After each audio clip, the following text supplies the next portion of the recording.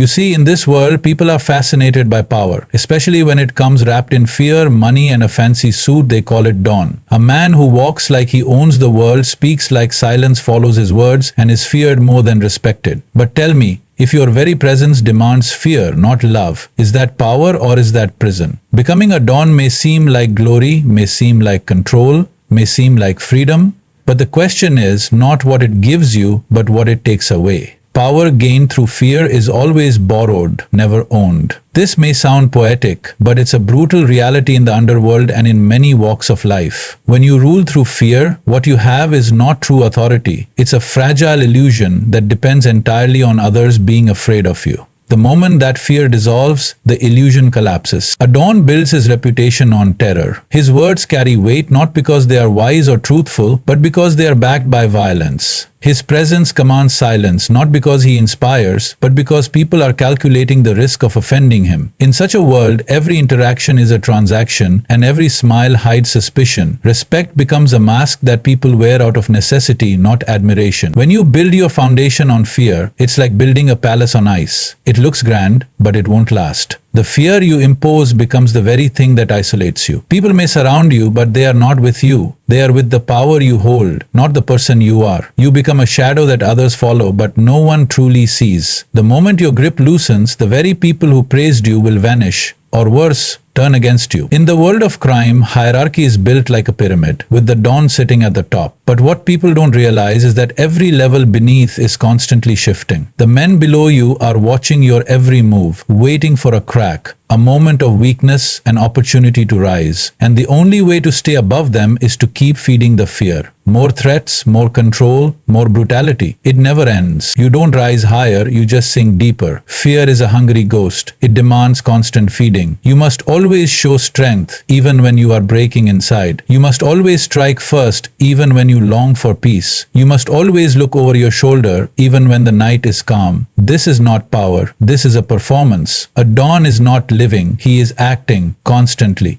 desperately, to keep the illusion alive. People think being feared means being respected, but respect is a gift freely given. Fear is a debt that must be repaid again and again. It is transactional. The moment someone stronger or more terrifying appears, your debt is cancelled and your position is taken. There is no loyalty in fear, only calculation. The people who fear you today will cheer for your downfall tomorrow. The tragedy is, many who walk this path start out with strength. They have charisma, intelligence, and vision. But somewhere along the line, they choose fear over trust, violence over wisdom, and control over connection. And once you go down that path, it becomes harder and harder to return. Because now, your identity is tied to fear. You are not just a man anymore. You are the Don. And that title must be defended at all costs. True power does not scream or threaten. It does not demand obedience. It radiates, it attracts, it inspires. But the Don lives in a world where inspiration is seen as weakness and vulnerability is a threat. So he hardens himself, builds walls around his heart and calls it strength. He becomes untouchable, but also unreachable. And yet, even the strongest Don knows, deep down, that his throne is made of glass. One betrayal, one mistake, one ambitious follower, and everything shatters. That's the price of borrowed power. You never truly own it. It owns you. You become its prisoner, guarding it day and night, knowing it was never really yours to begin with. A Don's wealth is vast, but his peace is bankrupt. From the outside, it appears like the Don has it all. Mansions with gates taller than most buildings, fleets of luxury cars, gold chains, private jets, and followers who obey with a single glance. People see this lifestyle and associate it with success. They assume that material abundance must mean inner fulfillment. But that's the biggest illusion of all.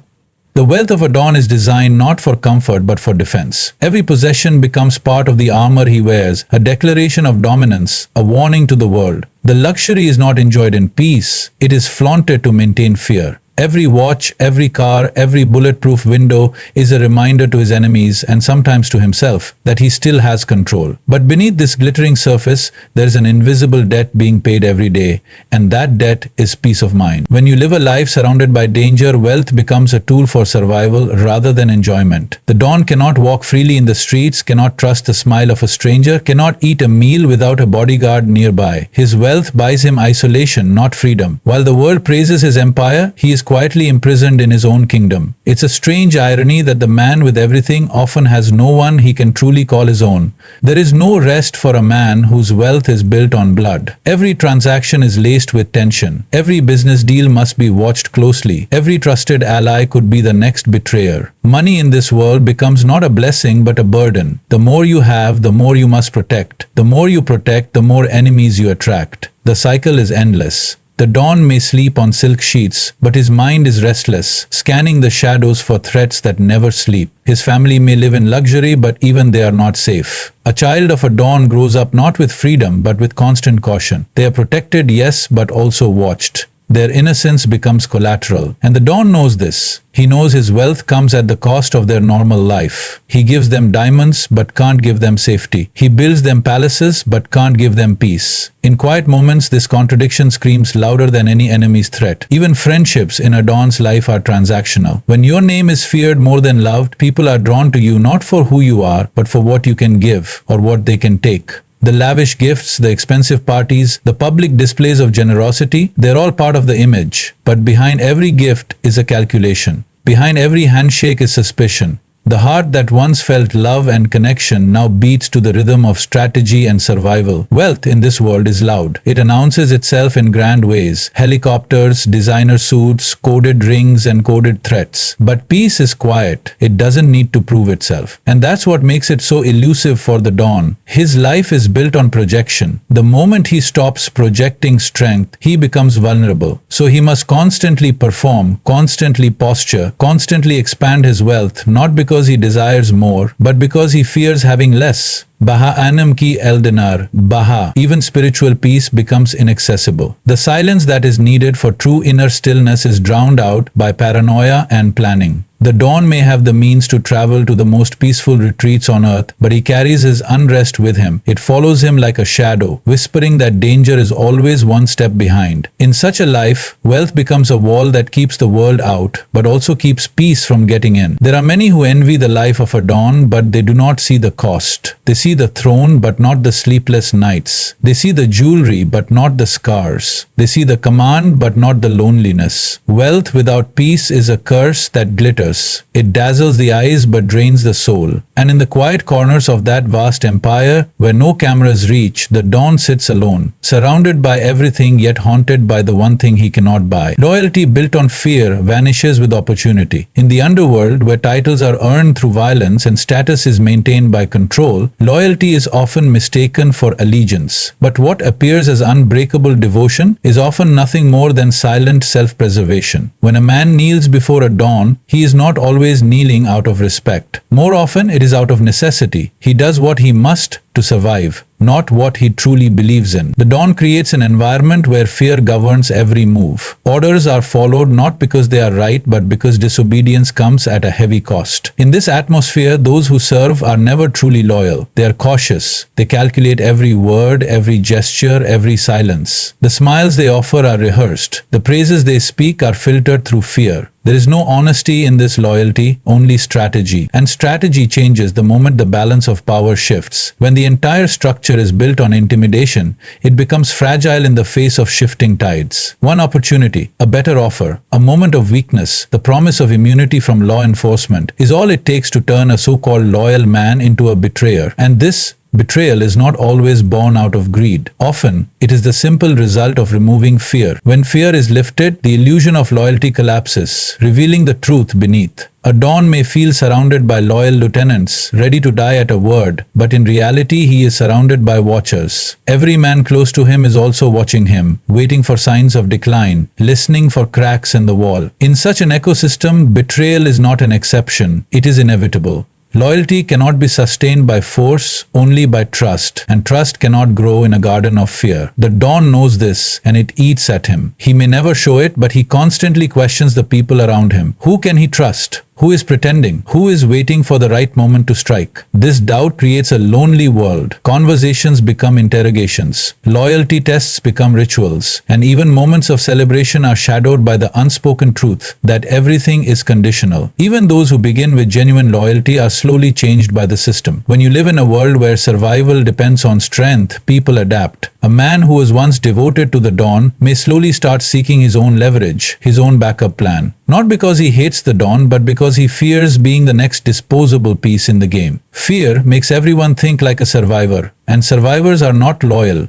They are flexible. The higher the stakes, the quicker loyalty fades. When law enforcement closes in, when a rival offers more power, when the dawn shows weakness for the first time, these are the moments that reveal the truth. Men who once declared their lives for him suddenly disappear, switch sides, or worse, become his undoing. It is not because they were evil. It is because they were afraid before, and now they are no longer. True loyalty is born from love, from shared vision, from mutual respect. But in the underworld, these things are rare. Fear drowns connection. It creates distance between the dawn and his men, even if that distance is hidden behind ritual, obedience, and displays of honor. Everyone plays their role, but deep down they know the play ends the moment the director falls. A dawn may hold his position through fear, but he cannot hold people. He can command obedience, but not faithfulness. He can buy silence, but not trust. The very tools he uses to build his empire are the same tools that hollow it out from within. Loyalty built on fear does not stand in fire. It evaporates in heat. The people closest to him become the greatest risk, not because they are disloyal by nature, but because fear is a currency that loses its value when a better offer is on the table.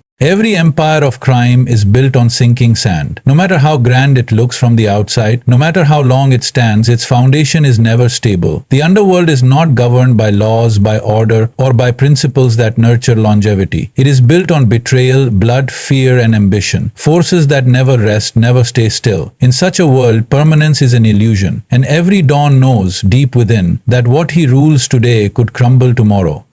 A criminal empire rises not through harmony but through dominance. It feeds on chaos. In this chaos, there are temporary moments of control, brief seasons of power, but never true balance. Everything depends on the dawn's ability to stay one step ahead, not just of his enemies, but of his own people. The moment he stops moving, the empire begins to shift beneath him. The people who lifted him up are the same ones who could bury him under their ambition. No matter how many men you command, no matter how many borders you control, you are never truly in control. The territory may bear your name, but it is watched by others who covet it. The wealth may flow in your direction, but it flows because others fear stopping it. And fear is unstable. It cracks under pressure. It shifts with time. It does not form the kind of foundation you can build a lasting kingdom upon. The criminal world rewards those who can take, not those who can sustain. Empires are not passed down in peace. They are seized through violence. A dawn cannot step away and trust that his legacy will be honored. He knows that the moment he shows weakness, his throne becomes a target. There is no smooth transition of power, no inheritance with dignity. There is only the next man, waiting in the shadows, ready to become what you were.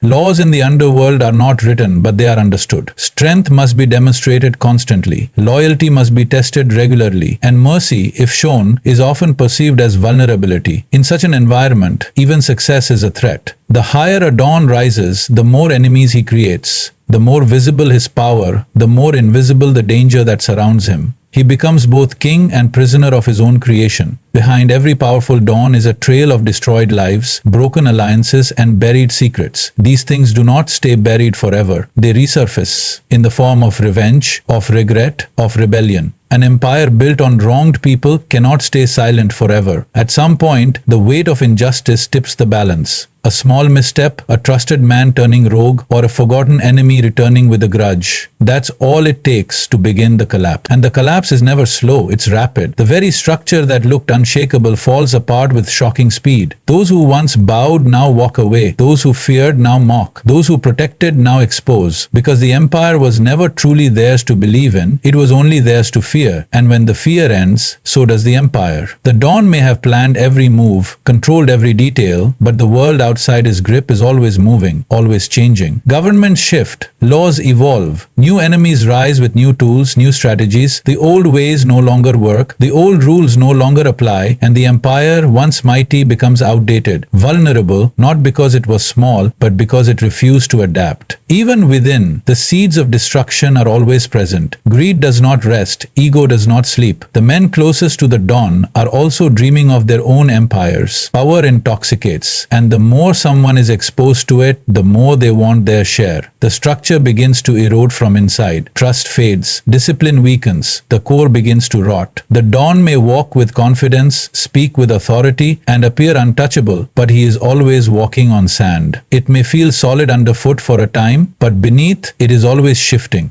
There is no permanence in a world built on impermanence. There is no peace in a kingdom maintained by force. What rises through violence and deception cannot stand forever. The empire may be feared, may be envied, may even be glorified in stories, but its fate is always the same. It sinks. The dawn controls others, but is a prisoner of his own mind. From the outside, it appears as if he holds the world in his hands. He makes the calls that change the fate of entire families, gives orders that are executed without question, and walks through rooms where even silence seems to bow. People move when he enters, eyes lower. Respect, or at least fear, is present in every corner. But beneath this commanding exterior lies a restless, imprisoned mind constantly burdened by the weight of its own creation. Control over others requires an intense grip on every variable, every person, every situation, every possibility.